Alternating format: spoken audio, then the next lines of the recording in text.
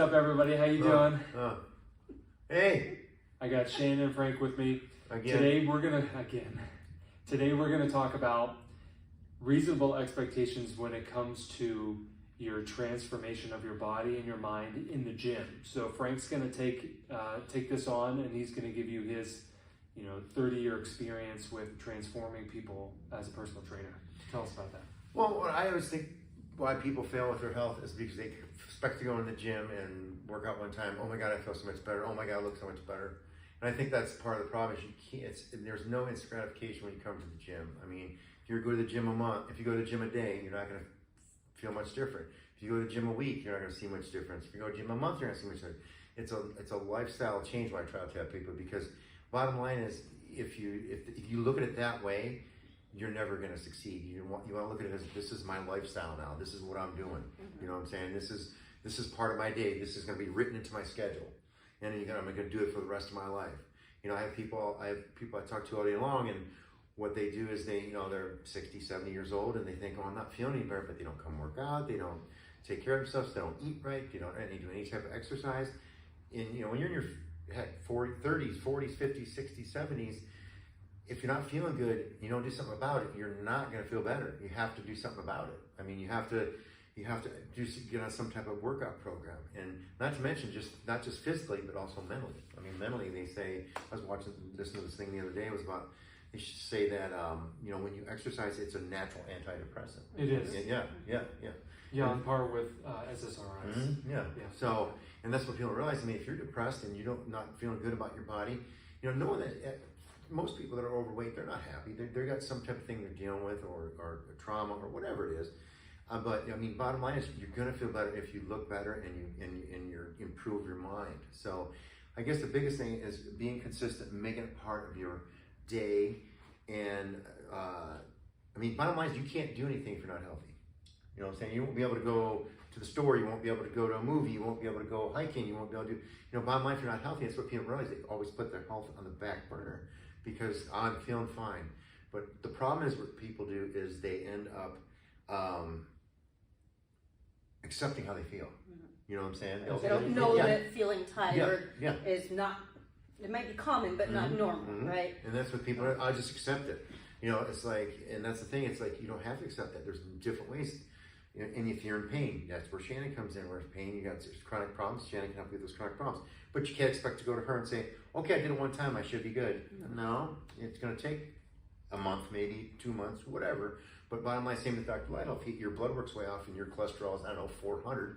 And you say, let's make some changes here, let's do this, let's do that. And you think in 3 weeks, you're going to be able to go in and, hey, my cholesterol's a lot better. I mean, no, it's a process. Like I said, it's a process to improve your health. And I think that's where a lot of people fail, is because they think it's supposed to be, the way you gotta talk about it is, how long it take you to get there? I mean, when you're 50 years old and you got high cholesterol, you got chronic pain, you're 50 pounds overweight, it took you 50 years to get there. Yeah. So, and that's why I tell people, it's like, in 2 weeks, I've only lost, oh my God, I've only lost 4 pounds. How long did it take you to put that weight on? Do you think that people also don't realize how much of a contribution nutrition makes to their body composition, losing weight, overall how they feel in fitness? Yeah. And the thing with the nutrition is, this is where a trap a lot of people fall into too, is they think, I'm exercising, eating wrong. You have to eat right. I mean, you can eat, granted, if you're eating bad and you're exercising, it's better than eating bad and not exercising. But I'm not encouraging that, but bottom line is, you're still going to feel better because you exercise, but you're not going to get the result you want. If you want to lose weight, if you want to feel better, if you're eating a bunch of saturated fat, sugar, dairy, whatever you're eating too much of, then you're not going to get the results you want. And again, if you eat a bad diet, what's going to happen? You're going to have high cholesterol, you're going to have high blood pressure, you're going to have all stuff that, because your diet, you're eating a lot of sodium, you're eating a lot of saturated fat, you're eating a lot of, and same with you, Shannon, how many foods are inflammatory?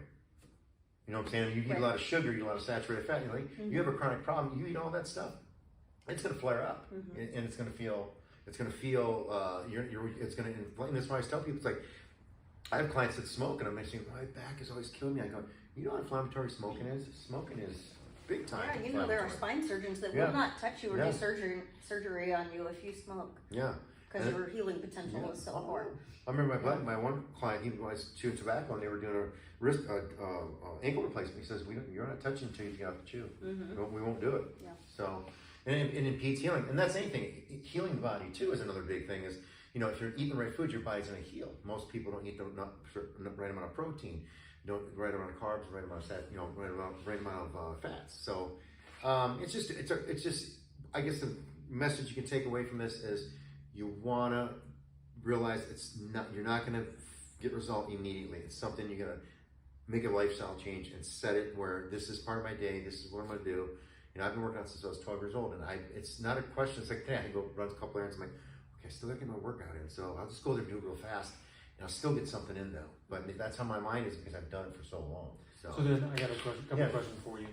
Give me some examples of maybe transformations you've seen with some of your clients where they kind of came to you, they were in bad shape, and what are some of those timelines to when they achieved their goal weight, their goal health? I mean, it just depends on the individual, but I always tell people, I think you should always need to give yourself 1 year. I mean, I've had clients that have got good, decent results in 6 months, but I always tell people, if you're losing a pound a week, you're in good shape. You're in 52 pounds in a year. 1 to 2 pounds a week is good. Yeah. And then, if you do 2, then you're over 100. So, but I always tell, I've had clients that I have one guy, I can't take credit for all the weight he lost, but I mean, Travis. I mean, he was tired of being overweight. He dialed his nutrition, he worked out, this and then he lost 300 pounds. Wow. And he was 520, now he's 320 or 220. So, and he's a 6 foot, Travis probably 6'4", probably.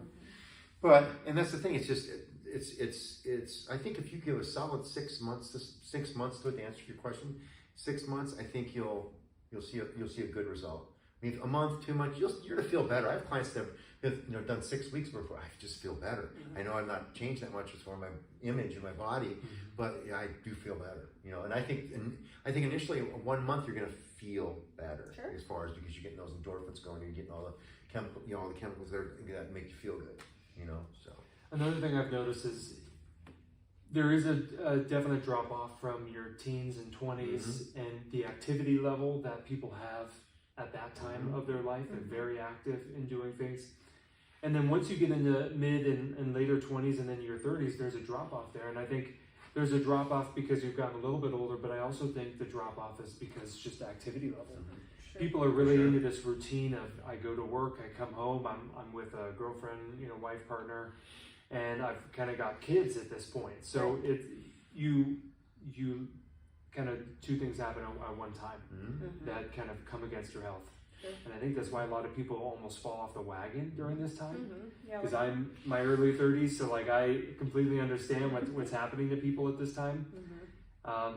And it would actually be really good if they came and saw, somebody for a personal trainer in their 30s and said, hey, things have definitely changed in my life, but I've worked on these other things at home and at work and as a professional, but now I need to kind of get my health back to where I was when I was 20 and I was very active and my metabolism was a little bit better. Now I see drop-offs, it's been 38 years, 39 years, by the way. I always see a drop-off 30s. It starts in 30s. Yeah, you could see, like my women call to me, go, I gained 15 pounds when I turned 30 years old. I see it's not a huge, but it's definitely a metabolism change, no doubt about it. And then 40s, it gets harder, and then you go into 50s, and then menopause kicks in. So you got to keep, keep everything going and keep your exercise routine going. And what I'm trying to say, I'm not trying to scare you, but it don't get easier as you get older. You got to keep going. So you just got to keep on.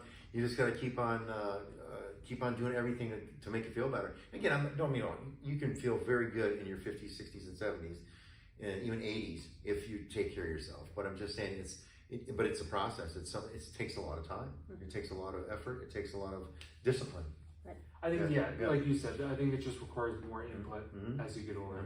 Either that input is time, it's activity, it's resourcefulness, and what does my diet have to be? What things do I have to do to feel better, to get better? And as you get older, you're gonna accumulate more wealth. You're gonna become a greater expert in whatever you're at, whatever you do. So those things improve, but then you have to put more of your effort in in your body, because the body is declining, where other things are improving. So it's almost like the inverse of when they're younger. Yep. And I think there's a big component also like going to a community, right? Coming to the gym. Yeah. Or getting into a class that you go to regularly. So there's some sense of accountability. Yeah. You're connecting with other people that have common interests in fitness and maintaining their health. And it seems to be, once you're exercising more, you're eating healthier and vice versa, right? Like they kind of seem to go together as a package, especially if you surround yourself with other people that are doing those things, don't you think? I think part of the problem too is convenience. People can go order. Oh, you know, I'm coming home, so I'll just order pizza, or I'll just order. I mean, when I go home, I try to cook something for the whole week. I don't mind eating, but some people don't like to do that. I don't mind eating the same thing for 3-4 days in a row. It doesn't bother me. But I mean, I cook that because I know if I go home and I'm lazy, I'll order something bad. Hashtag bachelor life. I'll go home and eat some peanut butter. Peanut butter. That's all you need. That's all you need. That's the cure-all.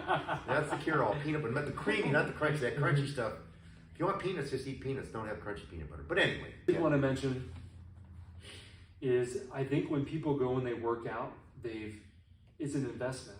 So they've invested money in the gym, in a trainer. They've invested money in the effort or the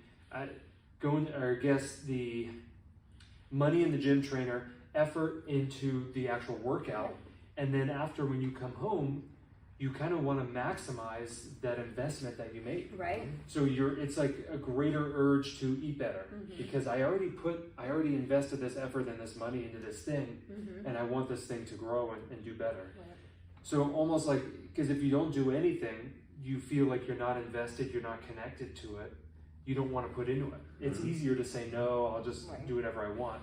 But once you kind of, put your feet in and kind of take the plunge, then I think there's just more of an emphasis that you'll want to carry it through. Yeah, and most people, like I said, most people, I've done this a long time, and most people that have home gyms, they're laundry hangers. I mean, it's the truth. I mean, people will get treadmills and they don't never be on the treadmill. Yeah, I mean, and that's why I tell people, I know, and people may disagree with me on this, but I always encourage people not to work out at home. It's like I own a gym, and I go to another gym to work out, because if I'm here, I'll work. I'll do a set. I can go through that real quick. I can do that real quick. And when you're home, you just say, I'm going to put a little laundry on before I do my set. Or I'm going to go do this. And especially if you have kids, your kids aren't going to let you work out. Right. They're going to, hey, Daddy. They aren't, So that's why I encourage you to get away from it. It's part of the stress relief. It's part of the mental. Well, there's like separate spaces for different things. Yeah. You have an office, or you have an office at home. It needs to be a separated, cut off kind of space where you do one specific thing in there. That's why they say not to study in your bedroom. Especially for any kind of student or do anything like that, because you end up associating stress or strain with that room, with that area, when that area is really meant for just sleeping and recovery kind of thing. Well, there's other things you do in the bedroom. Another thing in the bedroom. Keep it rocking in the bedroom, as Frank would say. But just saying, you gotta keep business rocking in the office. Exactly. And then the other thing rocking in the other room. So yeah, be sure to like and subscribe to these videos and watch us for more content. Leave a comment, please, and tell us how we're doing. If there's any other ideas that you have for us, we'll see you on the next one. See ya.